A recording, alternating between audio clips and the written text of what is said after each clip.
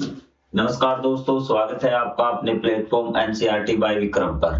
जैसा कि आपको पता है, ये हमारी जो स्पेशल सीरीज़ है NCERT line by line explanation, ये स्पेशल अध्यापकों के लिए और जो बच्चे सिविल सर्विस की तैयारी करते हैं उनके लिए ये वीडियोज़ रिकॉर्ड किए जा रहे हैं। और इस कड़ी में आज हम पढ़ेंगे अध्याय नंबर 12 बाज़ारों की समझ। तो आपको पता है, ये कक्षा 7 का सामाजिक ज्ञान का आखिरी अध्याय है। और वैसे अगर हम बात करें तो ये आपका अर्थशास्त्र है। 7th क्लास के जो 11 और 12 के लेक्चर दे रखे हैं वो इकोनॉमिक्स मतलब आपके अर्थशास्त्र के हैं। इसमें हम पढ़ेंगे आज बाजारों की समझ। तो सबसे पहले 1 मिनट में आपको बता देता हूँ कि यदि आपको सिर्फ इकोनॉमिक्स पढ़नी है तो भी आपकी अलग से प्लेलिस्ट बना दी गई है। 6th क्लास से लेकर 12th तक इकोनॉमिक्स की, हिस्ट्री की अलग से बना दी गई है, पॉलिटिकल साइंस की आपकी अलग से प्लेलिस्ट बना दी गई है। और यदि आप केवल 7th क्लास के कोई सब्जेक्ट पढ़ना चाहते हैं तो भी वहाँ पर लिस्ट में आपको ये नहीं कि दाएं बाएं कहीं घूमना पड़ेगा, सारी चीजें अच्छी तरह से अरेंज कर दी गई है। तो चलिए शुरुआत करते हैं। तो बाजारों की समझ, हम इसमें पढ़ेंगे बाजारों के बारे में कि बाजार कितने प्रकार के होते हैं, किस प्रकार वे समृद्ध होंगे, किस कौन सी कमी बाजारों में है और किस प्रकार बाजारों की शुरुआत हुई। जो आपकी टेक्निकल टर्म्स है, कुछ परिभाषाएं हैं जो आपके एग्जाम में आ सकती हैं, डायरेक्ट पूछी जा सकती है। तो चलिए अध्याय को शुरुआत करते हैं। ये कहता है कि बाजार से समृद्धि तभी उत्पन्न होती है जब व्यक्तियों को उन वस्तुओं और सेवाओं की आवश्यकता होती है जिन्हें वे स्वयं निर्मित नहीं कर सकते। इसने कहा कि जो बाजार है ना, समझिए कि तभी ज्यादा उन्नत होगा यदि ज्यादातर व्यक्तियों को उन वस्तुओं की जरूरत होगी जिनको वो घर पे उत्पादन नहीं कर सकते। तो ये देखिए कि बाजार चलेगा आपके खरीद व बिक्री से, कि लोग सामान खरीदेंगे और बेचेंगे। ठीक है, तो वो आएंगे कि अगर कोई व्यक्ति है, कोई वस्तु घर पे नहीं बना सकता, तभी तो वो बाजार जाएगा, तभी तो वो बाजार में सामान लेने जाएगा। यदि वो वस्तु जिसकी उन्हें जरूरत है घर पे निर्मित कर लेगा, स्वयं निर्मित कर लेगा, तो बाजार क्यों जाएगा। तो सिंपल सी आपको परिभाषा कथन दिया गया है कि वो जितनी ज्यादा वस्तुएं आदमी इतनी प्रयोग करेगा जो उसको घर पर नहीं बना सकता, तो बाजार उतना ही ज्यादा उन्नत होगा, समृद्ध होगा। तो ये कथन आपको समझ में आ गया होगा, एडम स्मिथ द्वारा ये बताया गया है। इन क्वेश्चनों के अलग से क्वेश्चन आंसर की प्लेलिस्ट बना रखी है, आप वहां पे जाकर देख सकते हैं। हमें पढ़ना है आज अध्याय। आगामी पृष्ठ पर दिए गए चित्रों में आप व्यक्तियों को वस्तुओं का क्रय और विक्रय करते हुए देखेंगे, जैसे सब्जी, फल, कपड़े, किराने का सामान, मोबाइल फोन, फ्रिज इत्यादि। यह वस्तुएं विभिन्न प्रकार की आर्थिक गतिविधियां प्राथमिक, द्वितीय और तृतीयक से प्राप्त होती है। कक्षा 6 में हमने पढ़ लिया था कि प्राथमिक, द्वितीय और तृतीय गतिविधियां क्या होती है, जिसका अध्ययन आपने कक्षा 6 में किया। लेकिन ये वस्तुएं हम लोगों तक कैसे पहुंचती है, कि चीजें हमें बाजार में से कैसे जहां बनती है वहां से स्टार्ट होती है और हमारे घर तक कैसे पहुंचती है। ये कहाँ, ये जो मैंने माइक लगा रखा है ये कहाँ पर बना होगा और जहां मैं प्रयोग कर रहा हूँ यहाँ तक कैसे पहुंचा, ये चीज हम इस अध्याय में जानेंगे। चीजें क्लियर हुई। ये देखिए अलग अलग प्रकार की चीजें खरीद रहे हैं।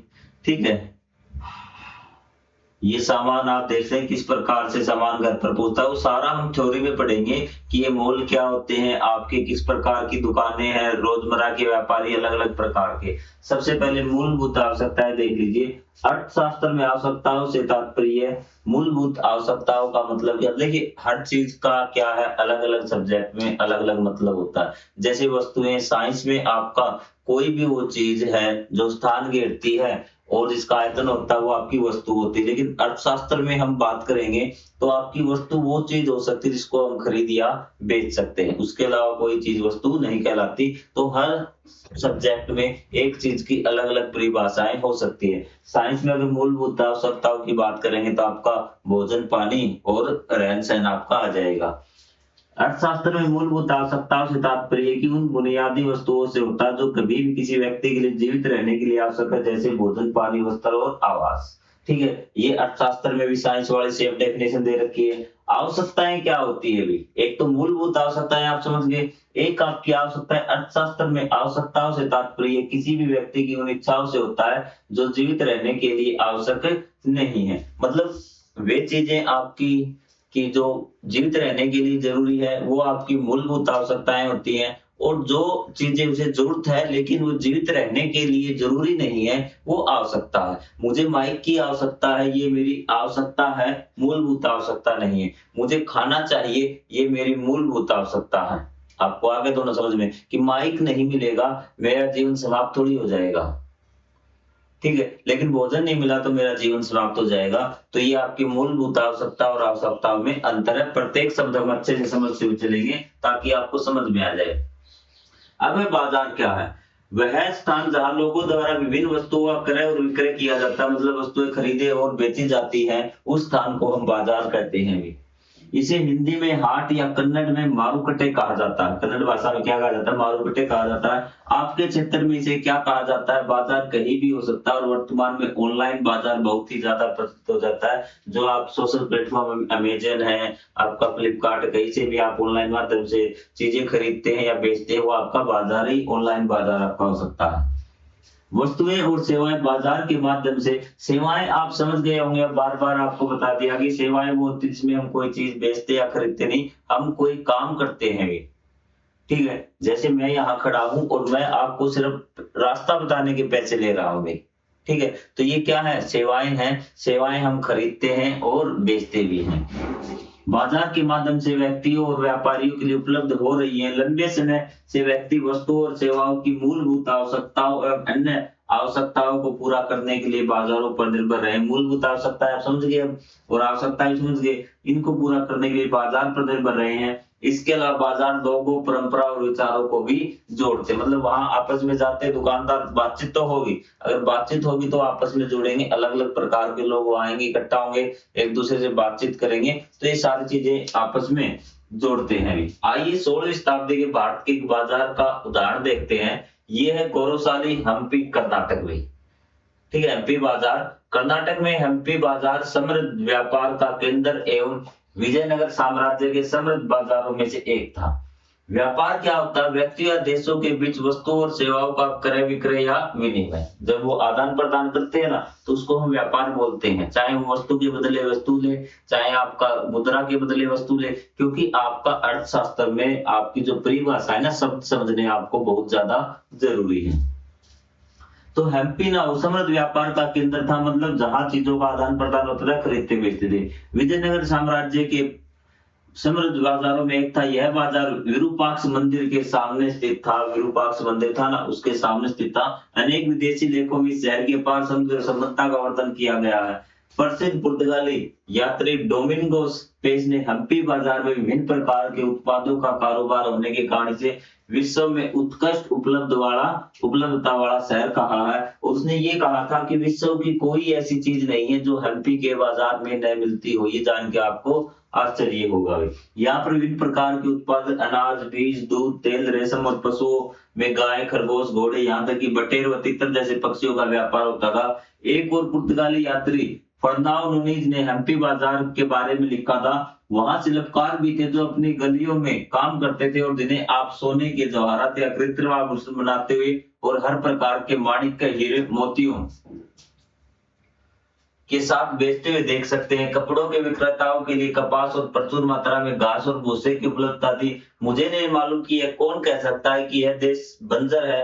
यह एक रहस्य है कि यह हर एक नगर में हर चीज की प्रचुरता कैसे हो सकती है। उसने कहा कि यहाँ हर चीज मिलती है अभी। ठीक है, तो उसने कहा कि कहीं सुना हुआ, पढ़ा हुआ कि वो बंजर भूमि, लेकिन वो कहता है कि मैं कैसे कहूँ ये बंजर भूमि है, क्योंकि यहाँ पर तो हर चीज उपलब्ध है। तो बंजर भूमि में ऐसी चीजें नहीं हो सकती। ये उस यात्री का वृत्तांत हमें बताता है कि हम्पी बाजार में भी। आइए बाजारों और उनकी कार्य प्रणाली के विषय में जानेंगे। ठीक है, बाजारों के बारे में पढ़ते हैं और आपके ज्ञान में वृद्धि करते हैं। चित्र का अवलोकन कीजिए। ये व्यक्ति क्या चर्चा कर रहे हैं? इसके सामान के बारे में चर्चा कर रहे होंगे। कल्पना कीजिए कि आप और आपका साथी अमरूद के क्रेता विक्रेता हैं। आप दोनों के बीच संवाद से एक नाटक के रूप में तैयार करके अपनी कक्षाएं प्रस्तुत कीजिए। मतलब कि एक आपका खरीदने वाला बन जाएगा, एक बेचने वाला, और आपस में आपको बातचीत करनी है कि अमरूद कितने हैं, कितने दिन ये ताजे हैं या कहाँ से लिए गए, मीठे हैं या नहीं है, किस रेट में है, वो इतने रेट में दे रहा। तो वार्तालाप आपकी नाटक के रूप में आप कक्षाएं प्रस्तुत कर सकते हैं। अब कीमत देखिए। कीमत क्या होती है कि कीमत वह राशि होती है जिस पर विक्रेता किसी वस्तु विशेष या सेवा को बेचने के लिए तैयार होता है। ठीक है, और एक क्रेता उसे खरीदने के लिए तैयार होता है। ठीक है, मतलब कि एक ऐसी वस्तु की की राशि होती है, किसी भी, जैसे ये पेन है, पेन मेरे हाथ में अक्सर रहता है, तो पेन का ही एग्जांपल मैं देता हूँ। ये 10 रुपए का पेन है मान लेते हैं, तो 10 रुपए में आप इसे खरीदने के लिए तैयार है, तो वास्तव में हम इसे कीमत कहेंगे, लेकिन मैंने कह दिया कि 1 लाख रुपए भी, लेकिन 1 लाख रुपए पे इसे कोई खरीदने के लिए तैयार ही नहीं होगा, तो मैं सही मायनों में इसका कीमत 1 लाख रुपए नहीं है। आपको आगे बात समझ में? कीमत का मतलब है कि वह राशि जिस पर वो बेचने के लिए तैयार है। आप पूछेंगे सर इसकी कीमत कितनी है, तो मैं कहूंगा 10 रुपए, तो इसका मतलब 10 रुपए पे मैं इसको बेचने में तैयार हूं। कीमत की आपकी समझ में आ गई? जिन स्थानों को हम बाजार कहते हैं उसके लिए कुछ विशेषताओं की आवश्यकता होती है, जैसा कि आपने चित्र 12 पॉइंट देखा। हर बाजार में एक क्रेता और विक्रेता होता है, दोनों को एक कीमत पर सहमत होने की आवश्यकता होती है। जिस पर लेन देन हो उसके किसी भी लेन देन का पूर्ण करने के लिए कीमत एक महत्वपूर्ण विशेषता है। आपको कीमत समझ में आगे क्या होती है? प्राय क्रेता और विक्रेता किसी स्वीकार्य कीमत पर लेन देन करने के लिए मोल तोल करते हैं। आपके नाटक में किस तरह का मोल तोल हुआ था? अमरूद खरीदते हुए उसने कहा था 20 रुपए किलो, आप कहेंगे 15, तो आपने उसने घटा दिया होगा कि 19 दे दूंगा, आपने कहा 16, उन्हें चलो 20 का करते हैं, 17 रुपए किलो में फाइनल करते हैं। तो मोल तोल आपने हर चीज खरीदते समय किया होगा। अब कीमत और बाजार। जब बाजार में अधिक क्रेता और विक्रेता होते तो क्या होता है? बाजार में क्रेताओं के और विक्रेताओं की आपसी बातचीत से कीमत किस प्रकार से बदलती है, ये आप देखिए। नीचे दिए गए चित्र में विक्रेता अमरूदों को 80 रुपए प्रति किलोग्राम बेचना चाहता है, जबकि क्रेता मतलब खरीदने वाला भी इस कीमत पर खरीदने के लिए तैयार नहीं भी हो सकता। यदि खरीदार को कीमत बहुत अधिक लगती है तो वह उस कीमत की मांग करेगा जिस पर वो खरीदना चाहता है। ठीक है, आप कहेंगे मैं तो 50 रुपए किलो खरीदना चाहता हूँ, ये 80 रुपए किलो बेच रहा है। विक्रेता खरीदार आदि की कीमत पर बेचने को तैयार नहीं भी हो सकता, क्योंकि उसे उसके लिए लाभदायक नहीं होगा भी। तो उसने कहा कि 50 रुपए किलो दे दे, लेकिन बेचने वाला 50 रुपए किलो में नहीं दे रहा, क्योंकि उसको 50 रुपए किलोग्राम में कोई लाभ प्राप्त नहीं हो रहा। खरीदार और बेचने वाला तब तक मोल तोल करते हैं जब तक कि वे कीमत पर परस्पर सहमत नहीं हो जाते, तभी लेन देन पूरा किया जा सकता है। जब वह स्थिति जहां क्रेता और विक्रेता एक कीमत पर सहमत नहीं होते, उस स्थिति में लेन देन नहीं हो सकता। जब तक आप दोनों सहमत नहीं होंगे तब तक लेन देन अवरुद्ध, न वो आपको बेचेगा न आप खरीदेंगे। ठीक है, क्या होगा यदि विक्रेता बहुत अधिक मूल्य तय कर दे भी? तो आप देखिए भी, ठीक है, ₹80 किलो विक्रेता ने कर दिए तो सारे ग्राहक आपके चले जाएंगे, कोई आपसे चीज नहीं खरीदेगा। ये बात आपको समझ में आ गई? क्या होगा यदि विक्रेता बहुत कम कर दे? तो ये 20 रुपए का सारे इससे खरीदेंगे, बिक जाएंगे। ये चीज समझ में आ गई? समय के साथ अमरूद की एक सही कीमत तय हो जाती है, जो न तो क्रेता के लिए बहुत अधिक होती है और न ही विक्रेता के लिए अधिक होती है। तो आपने इसमें देखिए कि खुश हो गया ये। इस डायग्राम में आपने देखा कि इसके सारे फल हैं वो बिक गए, लेकिन आपने इसके चेहरे की तरफ नहीं देखा कि इसको नुकसान हो गया, क्योंकि इसने बहुत कम रुपए में दाम पर बेच दिए, जिससे कि इसको फायदा होने की बजाय इसको नुकसान हो गया। ठीक है, दूसरी कंडीशन ही। तीसरी है कि वो मूल्य को इतना अधिक भी न रखे और इतना कम भी न, इतना अधिक न रखे कि ग्राहकों को नुकसान हो, बहुत ज्यादा महंगे लगे, और इतना कम भी न रखे कि वो उसको नुकसान हो जाए। तो उसने बीच का रास्ता अपनाया और जो आपके सही कीमत तय कर दी 40 रुपए किलो। अब देखिए ग्राहक भी आपके खुश हैं और ये लेके जा रहे हैं और इसके चेहरे पर भी मुस्कान है। आपको आई बात समझ में कि किस प्रकार कीमतें तय होती हैं? इन तीनों प्रदेश में विक्रेता यह आकलन कर सकता है क्रेता को लगभग कितनी मात्रा में अमरूद की आवश्यकता है और भविष्य में बाजार में उतनी ही मात्रा में उपलब्ध कराता है भी। ठीक है, उसे ये भी पता चल जाता है कि उन्हें जरूरत कितने की है भी। ठीक है, देखिए अगर महंगे हो गए मतलब उन्हें क्या है कि तीनों कंडीशनों में उन्होंने अमरूद क्या आपकी मूलभूत आवश्यकता है या नहीं, अमरूद आपकी मूलभूत आवश्यकता नहीं है तो वो आपको छोड़ भी सकते हैं। ठीक है, मतलब वो खरीदना भी चाहते हैं और न खरीदे तो उन्हें कोई भी फर्क नहीं पड़ेगा। तो इस प्रकार से आपको क्या आकलन करना होगा बाजार का, क्या उनको वास्तव में जरूरत है या नहीं है। समय के साथ विक्रेता द्वारा उपलब्ध कराई गई वस्तुओं की मात्रा तथा क्रेता द्वारा अपेक्षित मूल्य से वस्तुओं की उस कीमत के निर्धारण में सहायता मिलती है जो उचित हो, अर्थात जो विक्रेता के लिए पर्याप्त रूप से अधिक और क्रेता के लिए पर्याप्त रूप से कम हो। तो ये कहता है कि अब देखो अर्थशास्त्र का यही है समझने का मजा कि ये लाइनें आपको परेशान करेंगी समझने में और समझाने में भी। यहाँ से एक एक शब्द जब हम समझेंगे तब हमें पता चलेगा हकीकत क्या है कि समय के साथ विक्रेता के द्वारा उपलब्ध कराई गई वस्तुओं की मात्रा भी। एक चीज ये है कि विक्रेता ने कितनी मात्रा उपलब्ध कराई है अभी, तथा क्रेता द्वारा अपेक्षित मूल्य से वस्तुओं की उस कीमत के निर्धारण में सहायता मिलती है, और क्रेता द्वारा अपेक्षित मूल्य से भी कि क्रेता है वो कितना मूल्य पर उसको खरीद सकता है, उससे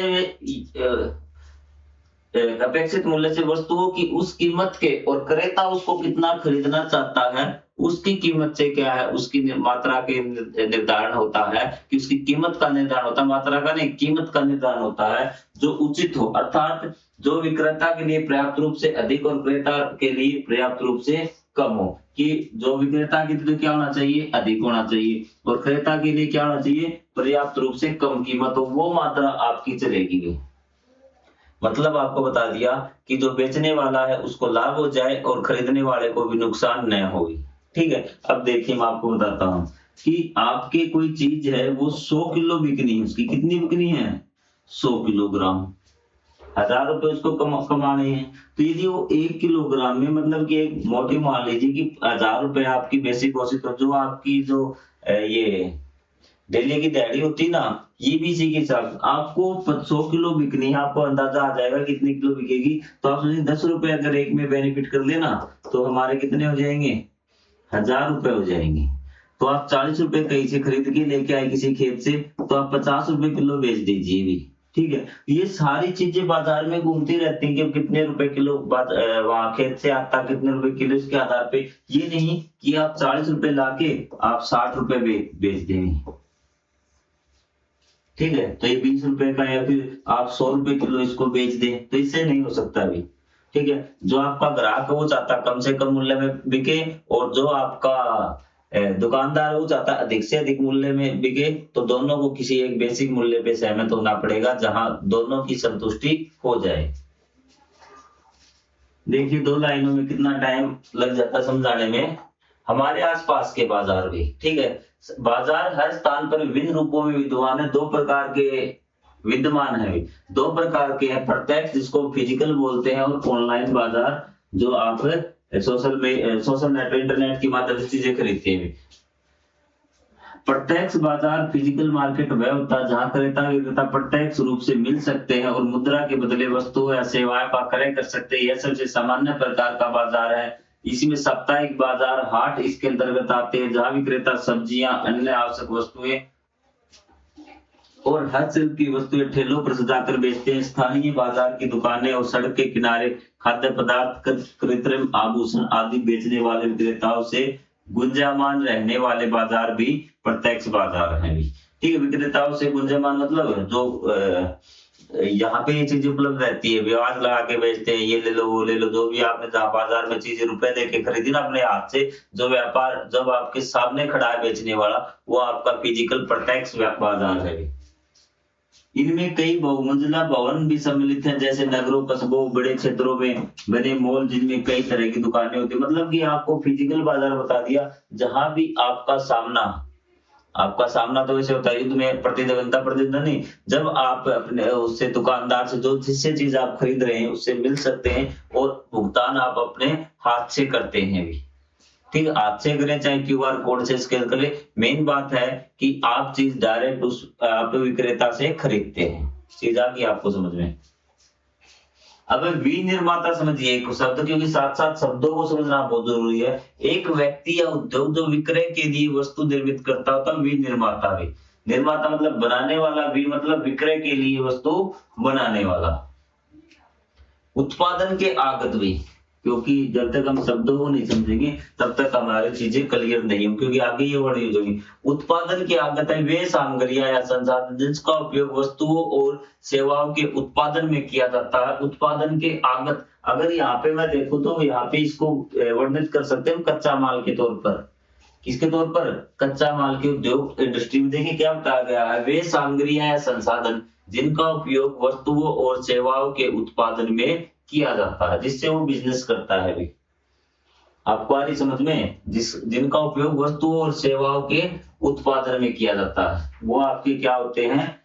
उत्पादन की आगत। आज क्रेता और विक्रेता को लेन देन के लिए व्यक्तिगत रूप से मिलने की आवश्यकता नहीं, मतलब वो बेचने वाला और खरीदने वाला व्यक्तिगत रूप से मिलेगा नहीं भी, वे एक दूसरे से हजारों किलोमीटर दूर होते हुए भी सुविधाजनक स्थानों से लेन देन कर सकते हैं। वे फोन या कंप्यूटर पर शॉपिंग एप्लीकेशन या वेबसाइट का उपयोग कर सकते हैं। ऐप या वेबसाइट से उन व्यवसायों द्वारा संचालित होते हैं जो अनेक प्रकार की वस्तुएं और सेवाएं प्रदान करते हैं। हम नीचे दिए गए अनुभाग में इसकी कार्य प्रणाली के बारे में पढ़ेंगे। ये देखिए आपको एक ऐप का फोटो दिया गया है। यदि आपको क्लोथिंग खरीदनी है तो यहाँ पे क्लिक करेंगे, अलग अलग प्रकार के कपड़े आ जाएंगे और उनके रेट आ जाएंगे, आप ऑनलाइन ऑर्डर कर सकते हैं।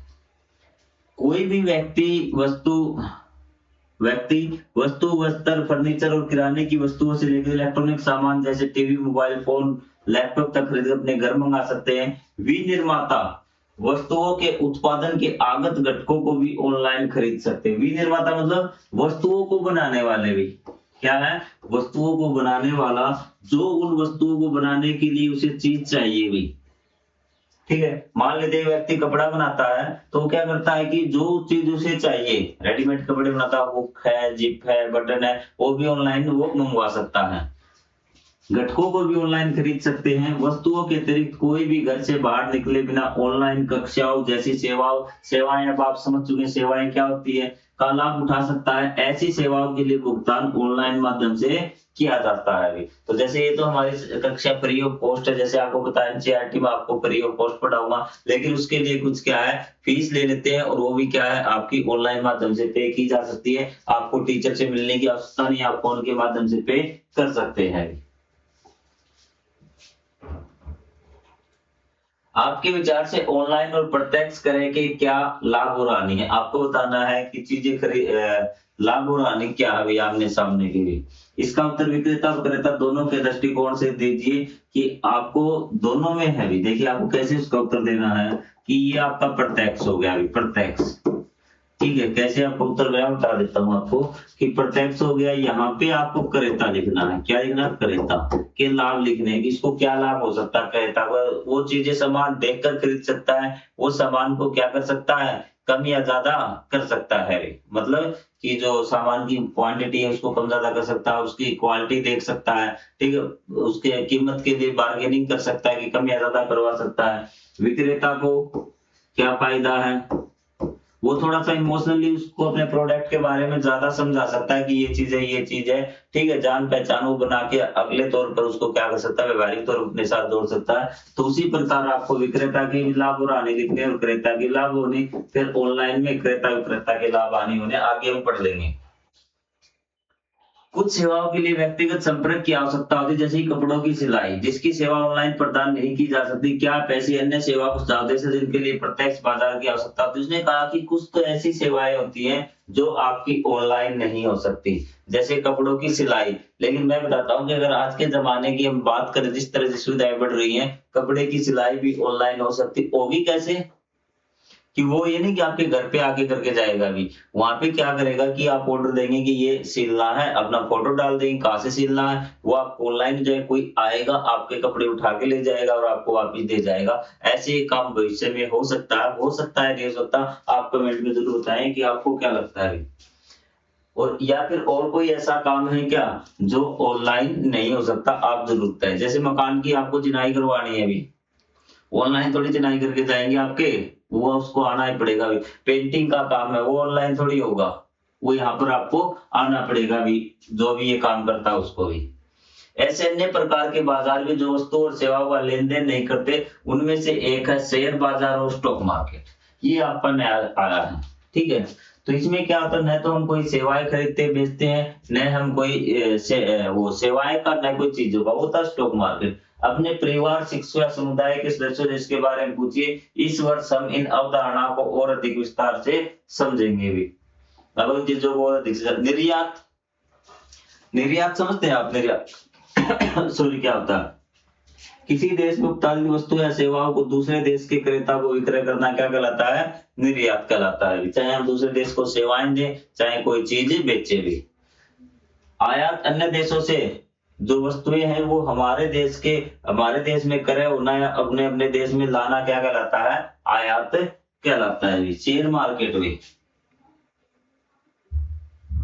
घरेलू और अंतरराष्ट्रीय बाजार भी वह बाजार जहां वस्तुओं और सेवाओं का क्रय विक्रय देश की भौगोलिक सीमा के अंदर होता है, उसे घरेलू बाजार कहते हैं। अगर आपकी ये सारी क्या है, उसकी सीमा के अंदर होता है ना, जहां आपकी देश की बाउंड्री उसके अंदर जो बाजार है वो आपके क्या होते हैं, घरेलू बाजार होते हैं। उदाहरण के लिए इस पुस्तक को प्रकाशित करने के लिए पूरे भारत में स्थित बड़ी कागज मिलों से कागज प्राप्त किया गया था। क्रेता और विक्रेता के बीच यह लेन देन देश की सीमा के अंदर ही किया गया कि जो खरीदने वाला था और बेचने वाला था दोनों आपके देश के ही थे। तो आपका वह बाजार जहां वस्तुओं और सेवाओं का क्रय विक्रय देश की भौगोलिक सीमा के बाहर होता है उसे अंतरराष्ट्रीय बाजार कहते हैं।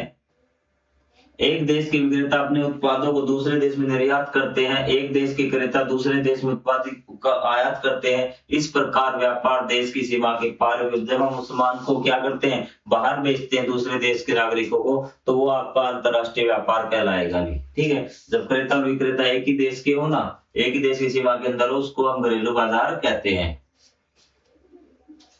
तो ये देखिए भी आपका एक डायग्राम दिया गया है कि विमान और ये ऊतक पुर्जे भी कि कहां से कहां किस प्रकार से पहुंचते हैं, 1 2 3 जैसे जो आपको देश दे रखे हैं ना कि कौन कौन सी चीजें, इसमें आपको एक बार बता देता हूं।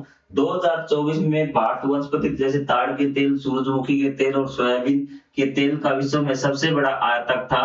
ताड़ का तेल अधिकांश मलेशिया और इंडोनेशिया, थाईलैंड से आयात किया जाता था। तो ये आपका क्या है, भारत है भी, क्या है, भारत है। तो ये आपका क्या है कि क्या क्या चीजें आ रही है भारत में भी, जो आपका है कि दक्षिण अमेरिका से इस प्रकार से रूट आपको दिखा रहा है ना कि इस प्रकार से चीजें आ रही हैं। उत्तरी अमेरिका से विमान और ऊतक ऊर्जे भी ये यहाँ से इस प्रकार से आ रहे हैं, रास्ते ऊपर की तरफ से भी ये आ सकते हैं इस प्रकार से भी।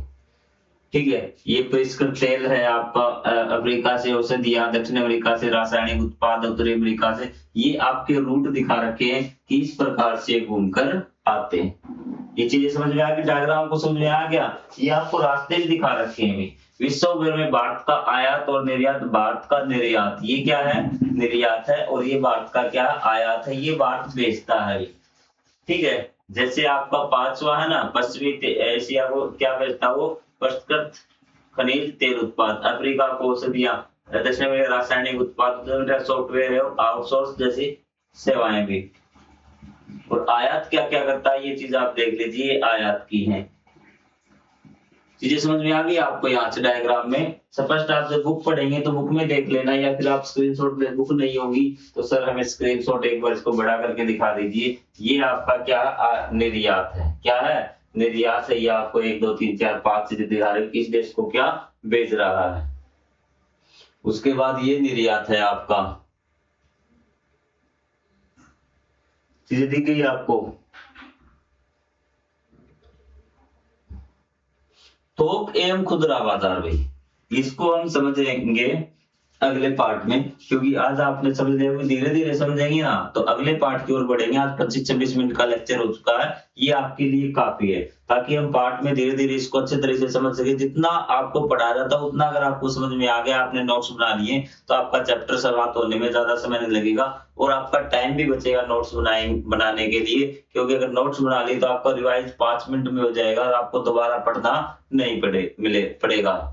ठीक है, तो मिलेंगे अगले अध्याय में, तब तक के लिए जय हिंद, जय Bharat, thank you very much.